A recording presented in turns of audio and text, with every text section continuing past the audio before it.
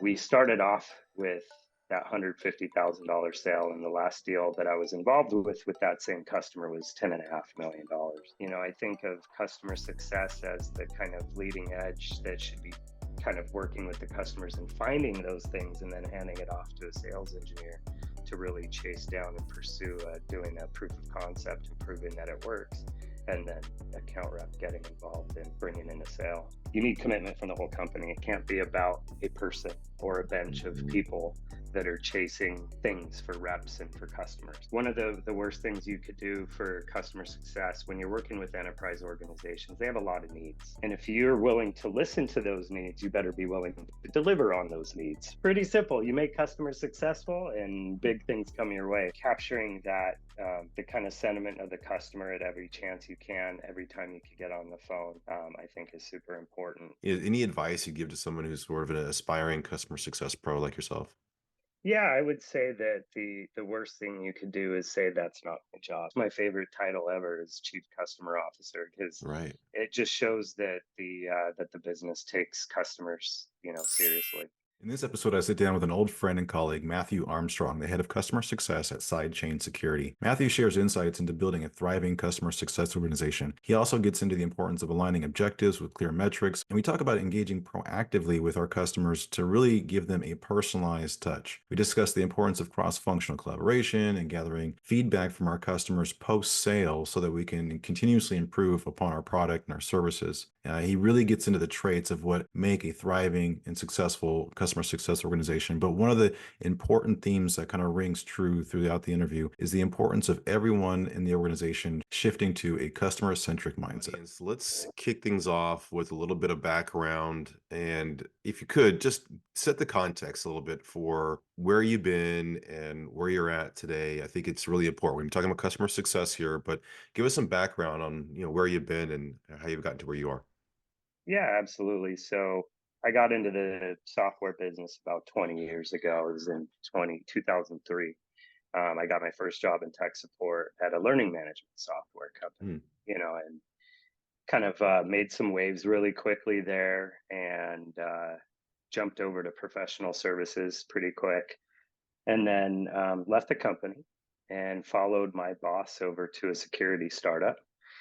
And when I got there, this was in 2006. This was in data center security, data at rest encryption, key management, Mm. things like that. So I had got to the company and made some quick friends with customers.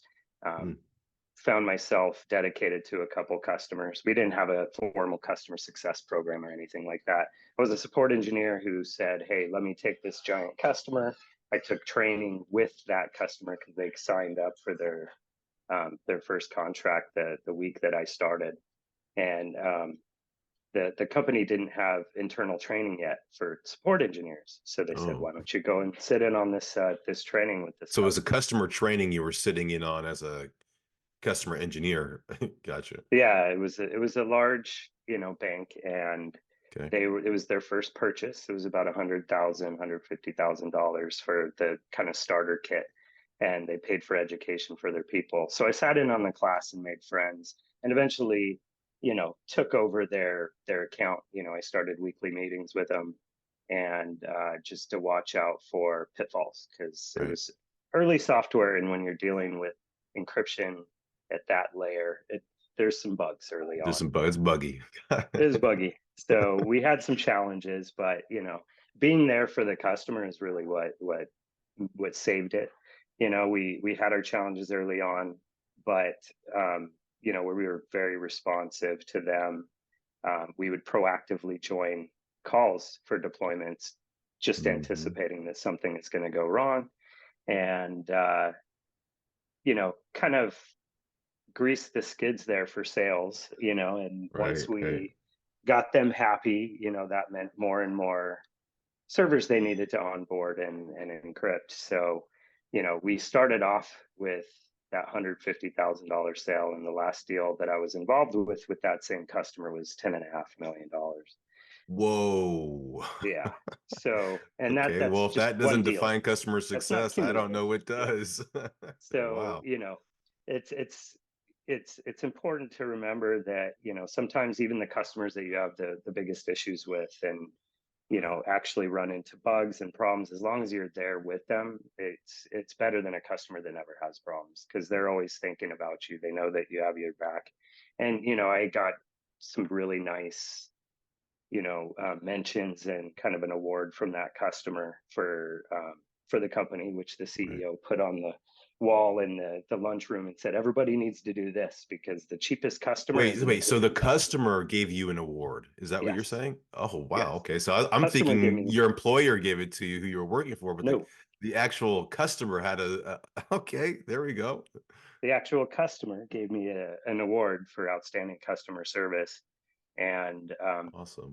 they put it up on the wall, and the CEO at the time gave a nice little talked to the company and read it out loud to everybody and said, this is what this company needs to be about. I We need to love take that. care of our customers because, like I said, the cheapest customer is an existing customer. The cost of acquisition for an existing customer is basically nothing, right? So Mm. that's a lot easier than chasing new labels. So Yeah, I've always seen.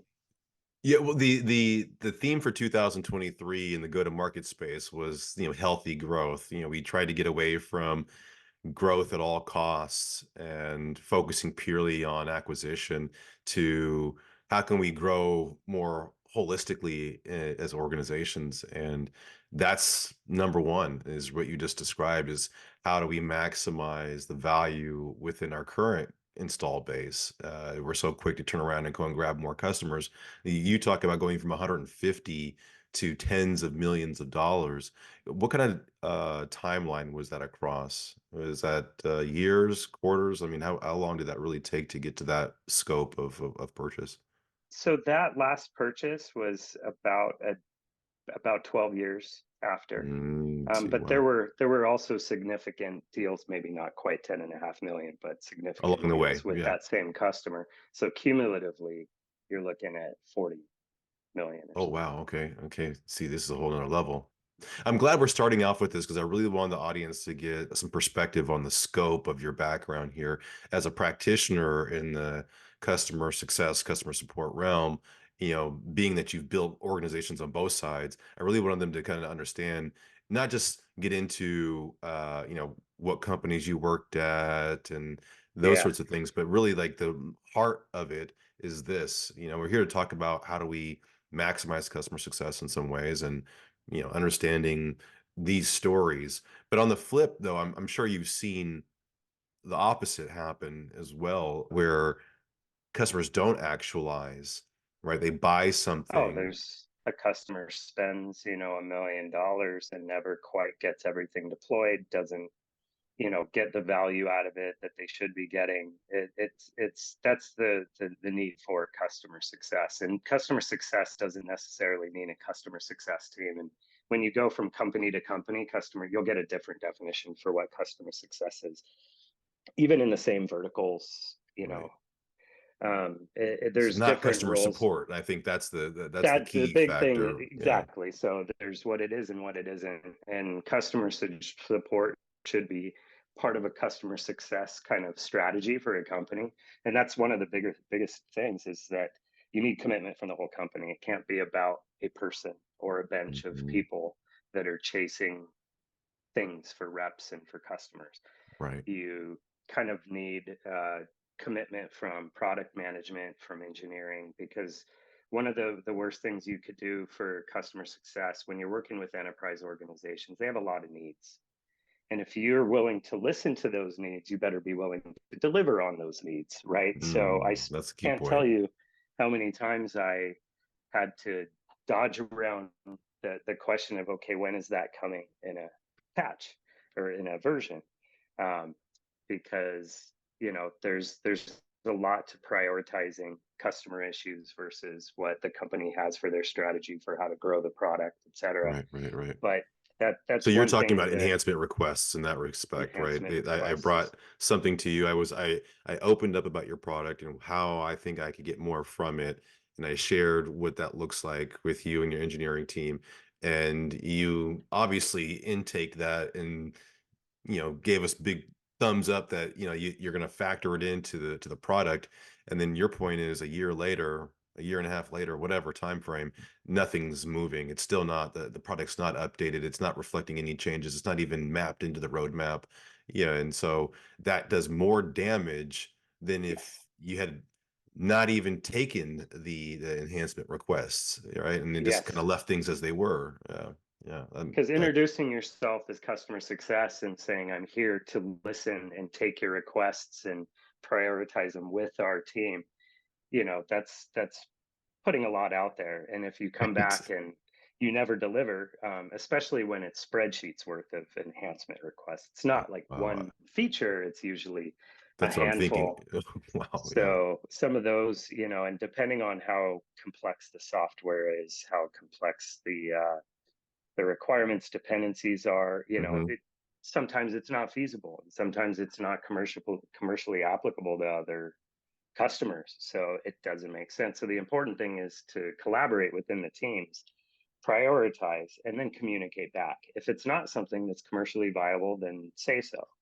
it's Right. it's important to be transparent and honest, but when you're not collaborating properly and you're getting, the customer success managers hearing from product management saying, oh, that's, we've pushed that out to next quarter, you know they're Meanwhile, going to someone else expect is it there next telling you quarter. what you want to There's hear. Yeah. you So, have to keep the in communication going and be along honest those and same everything. lines, do you find sales reps overpromising at the point of acquiring the customer and early on, uh, around the idea of enhancing product based on input from customers?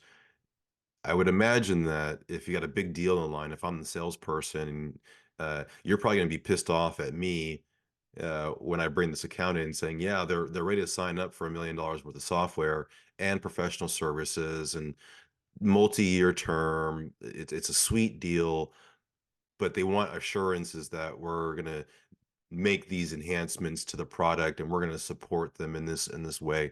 I mean, maybe that's a product question, but I mean, I'm sure you see it when you have new customers onboarding. Absolutely. And one of there was always kind of a rule that as long as it's not in the quote and PO as a line item, Just don't put it in writing. just don't put it in writing, because then you can't recognize revenue until that feature is delivered, right? Ooh, Which is kind of, not the best thing. But that's why it's important also for customers to make sure that they do get it in writing. So, right, right, right, but a good sales rep can, you know listen to the requests from the customer. A rep, a sales engineer, and customer success engineer all need to be really good at this, at kind of deciphering behind what they're asking for, because they could be asking for something very specific, and there's, a way more sensible way to do it that you could kind of gather, and by reading between the lines and figuring out what they actually need rather than just what they're asking for. right, right. I mean, you actually have to be a therapist in some respects and really, what are you really Do after? you really need this? Because I mean, I've Yeah. seen features developed that took, Hmm. $2 million, a year's worth of effort, to watch that feature ditched, 6 months later. So you got to be careful about what you say yes to and what you say no to, Great because advice. the a lot of these things, if you have more than one customer asking for it, it's probably the right thing to do, Right, right, right? right. And if But you'll always get stuck into that corner pocket situation where it's that one customer whose renewal's coming up, or it's just worth a ton of money, or they have seven major figures on upside the we haven't line. Yep. actualized. Yeah, and so there's always some dangling effect of like, well, we got to get this one feature, I'm sorry, enhanced, and yeah, and that's how you end up with that. The rep leaves, or the point of contact leaves, and then the whole thing gets ditched. Yeah, Yeah, yeah, I've seen some, hairy stuff, but I bet. even in those situations, as long as you're open and honest with the customer, um, candor is usually appreciated very much. I bet. I have a question for you. When you think about the structure of a customer success organization, who does it report to in your ideal world? Who would a customer success manager report into, and what would that strategy look like? So the first time it was a CEO. I was a CEO report, and I always was kind of spoiled by that. I Mm, wasn't um, I wasn't a vice president. I was a director, and so all of my peers were vice presidents, and I interesting. sometimes felt like a punching bag in the room. But it's important that the CEO has the customers at heart, right? If the CEO wants to hand it off to engineering, I don't think engineering is a good place for it to live, because there's separation of church and state that needs to happen there. I Mm, believe that customer success should really either fit into a sales organization or its own organization under a its own business CEO. unit itself. Hmm, Yeah, interesting. You made the statement of like being a punching bag, and for those that are familiar with my background as a sales development leader, we feel the same. On that pre-sales side of things, we might report into a CEO or somewhere thereabouts, but we're not. A lot of times we're not. But the organizations that get it, I think, and you're seeing that now. You see VPs of sales development and these sorts of things. You see chief customer officers, I was right? going to get to CSO, that one. right, That's my favorite title ever, is chief customer officer, because right. it just shows that the business takes customers seriously. And Hmm. some products, they don't quite need that. Some products are Fair enough. easy, some Yeah. products are smooth, slick, Hmm. and there isn't a bunch of hand holding needed, things like that. Other products, so it's mileage may vary from product to product. There's I so love much that. Mileage may ambiguity there. vary. Yes. Mileage may vary always. But the point about the CSO, not the chief sales officer, I mean, I'm sorry, the chief customer officer, CCO, um, is being a customer success company, right? I think getting everybody in every seat aligned towards the mission of customer success, particularly in realms where you have complexity and where there is hand holding needed, it's early development, early product, whatever the situation is, where customer success really is going to be the difference maker in, scaling the company and getting customers to actualize value. But I think that's the when we were in our call originally, that was one thing that really stood out to me is how does a company become a customer success company and really put the customer first. One thing I noticed in the sales modeling side of things when we're building out strategy and the structure of like a sales team and the sales and marketing team is that we always kind of want to be buyer centric. We think about our buyer's journey and we think about our sales process and enablement strategies. Um, I don't think enough emphasis goes into actually basing this on what customers have to go through to buy, let alone what they have to go through to use the product and get the most out of it. But it's the same view that we can improve upon is being more customer centric early on in our process. One thing that I know that doesn't happen enough of is getting actual feedback from customers that have bought from us firsthand, anecdotal feedback. Why'd you buy? What was the impetus? What was a trigger? What was a weakness in the process? Going back to our lost deals as well, the companies that have either churned on us or companies that never bought that were in a purchase process with us, going back and talking to them and getting their feedback. Because a lot of what we build out in our organizations, again, top of funnel, pre-sale, a lot of it's assumption based. It's based off Yeah, data in our CRM, and we know how yeah, exactly. You know how much of a yeah, shit show that can be.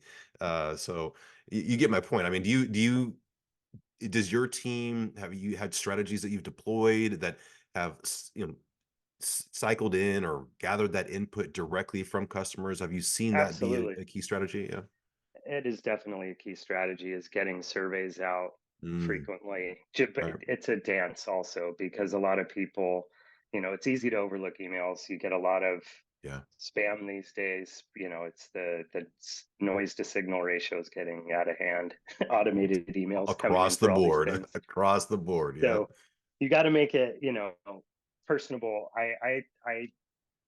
Believe in actual customer meetings when the customer Hmm. is willing, right? Yeah.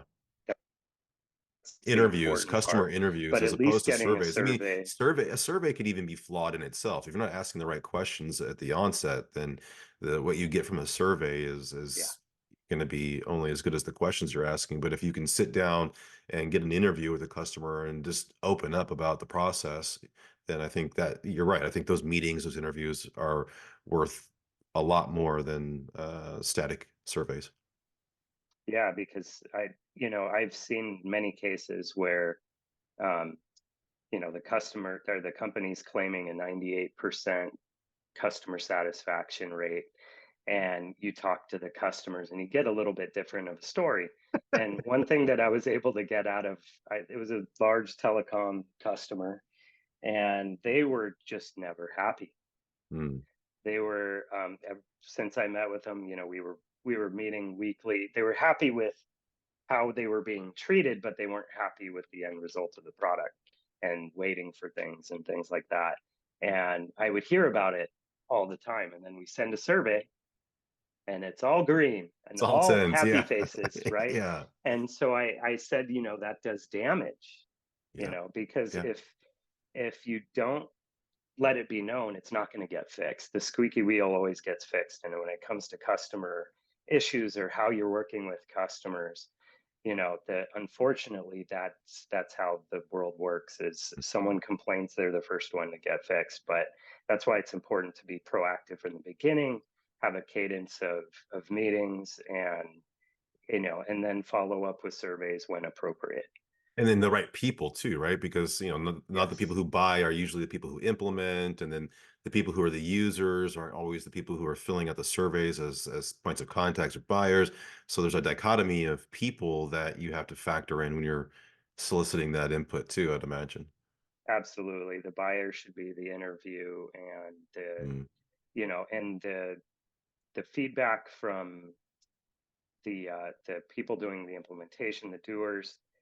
It can't just be surveys. There's always going to be constant interaction when you're, with a high touch customer. So you need to glean these things out, in other ways and feed it back into the organization.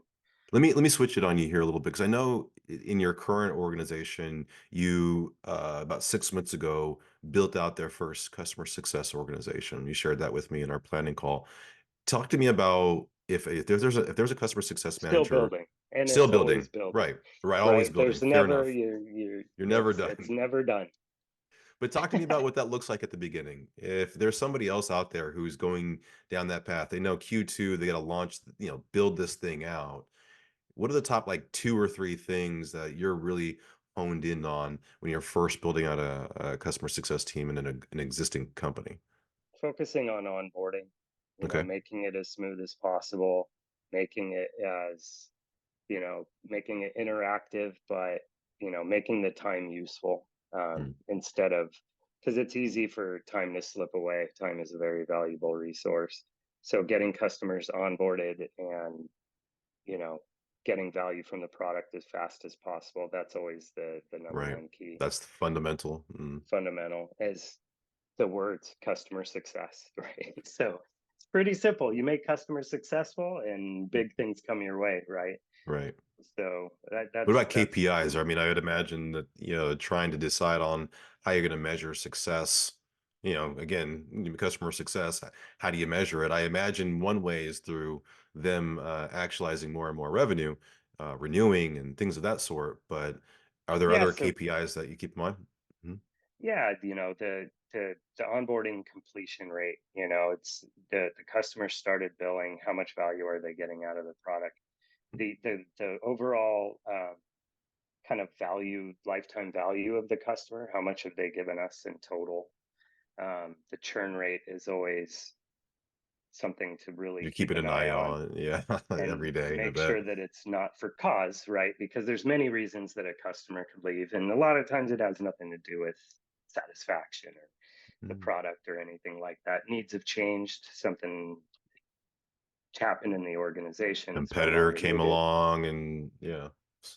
Yeah, so watching renewals, and like I said, the capturing that, the kind of sentiment of the customer at every chance you can, every time you could get on the phone, I think is super important. At what point do you think it makes sense that clients have a dedicated customer success representative? I think a lot of times it's, you know, uh, It could be a free for When you're all. talking about Mhm. an enterprise organization, thousands of customers, I'd always seen it as kind of a minimum table stakes to get that resource.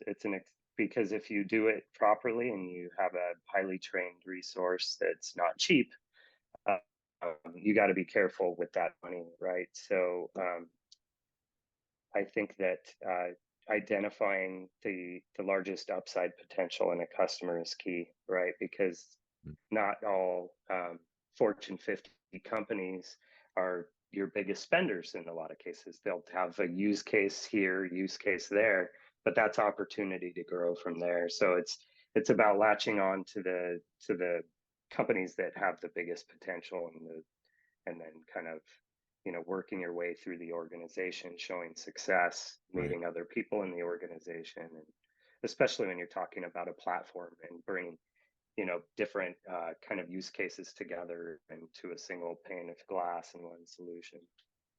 Interesting. So if it doesn't necessarily mean you're because you've spent a lot that you're going to get a you should get a dedicated. It's more of what's the potential, and it's not the potential to us. I think it's the we want to reframe that, and it's the potential value creation that we can, Yeah, a hundred yeah, percent. Not right. the not the not the revenue, the value, right? I mean, Because but they are married they do together. Let's correlate. Yeah, they do yeah. correlate. Um, but but yeah, I because I've had customers where it just makes sense, and you could see all the things that you could help them with, and all the challenges that they have with their core business, and how you can make it better for them, and then everybody wins, right? And everybody makes money on the customer side as well.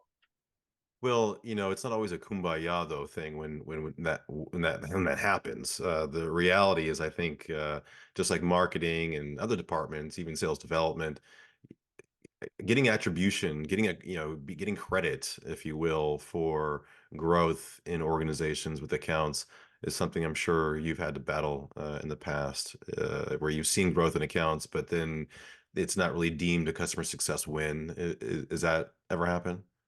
Oh yeah, I mean, there's always battles over who really brought it in, and I think of customer success as the kind of leading edge that should be kind of working with the customers and finding those things and then handing it off to a sales engineer to really chase down and pursue doing a proof of concept and proving that it works. And then account rep getting involved in bringing in a sale. Yeah. Well, last question for you. If there was somebody on the line that was aspiring to be a customer success manager, they were maybe in a sales position today, an operations position, whatever they are in today, we all know that you can come from really anywhere. Um, what would you tell them to think about in terms of their career trajectory? I know you've seen customer success managers that, don't make a ton. You've seen customer success managers that do make a ton. And, there's a lot of dichotomy there as well. But any advice you give to someone who's sort of an aspiring customer success pro like yourself? Yeah, I would say that the worst thing you could do is say that's not my job. Ooh, I Do you love know what I that. mean? 'Cause I've always tried to get my team or myself. I don't like to hand things off unless it's necessary. If it's something that can be done, I've seen people fight over whose job it is longer than it takes to get it done, right? So it's like if it's Mm, easy and you could do it, even if it's not necessarily within the bounds of your role, sometimes it's okay to go ahead and just do it. I've done things that were completely not customer success related in order to help a customer be successful. It's just those things come up, and I've seen a lot of pushback, and right. there's a balance there too, because you have to put the bounds around the role as a leader and say this is what a customer success manager in our organization is, and this what it isn't. But at the same time, for the individual that's kind of coming up through it, it's good to make friends and do favors. And a sales rep, jumping in for a sales rep and getting something done really quick for them while they're out, I think goes a long way. I Same love that. sales engineers, helping out with product when it comes to those enhancement requests. working with product management and really explaining for the customer what's needed, not just the Jira ticket and the verbiage that's in the I could have read ticket. that Like, myself. exactly. Give a learn to justify it, and you know give them ammo so that when they're prioritizing, they could justify spending time and resources on things. Well, I love what you say about, never saying that's not my job. It goes back to the point of being a customer success company and really embracing the concept of everybody is here at the company to make the customer successful. And I think one thing that I have done with previous clients is installing a culture award. It's something that can, sort of on the spot awards, if you will, but something that when someone goes above and beyond to live up to our credo as an organization, we want to be able to, reward that. And having some sort of culture award, give it whatever label you want. But usually it's like a quarterly or annual thing where as a manager, you're taking notice and you're allocating that budget accordingly, or maybe, it's being recognized by peers, but promoting and rewarding that kind of behavior, I think would help get people into that mindset because a lot of departments face what you just described, and whether it's even go to market or back office, where that's not my job. And it's always the person who's willing to step up, go above and beyond that, in my mind, ends up getting promoted and ends up really moving on in their career. So I think that's tremendous advice, particularly for a customer success person. Yeah. Yeah, and like I said, I've seen customer success roles go, depending on the load and the technology and the customers. I've seen it go from a $60,000 a year job to a $180,000 a year job, Big swing. depending. Mm. So yeah, it's a big swing, but in those cases, you're getting a lot of industry expertise or some kind of relevant experience that Mm. really helps that role. Thank you for listening to another episode of the Sales Consultant Podcast. If you'd like to support the show, it would go a long way if you were to write a short review on the listening app of your choice.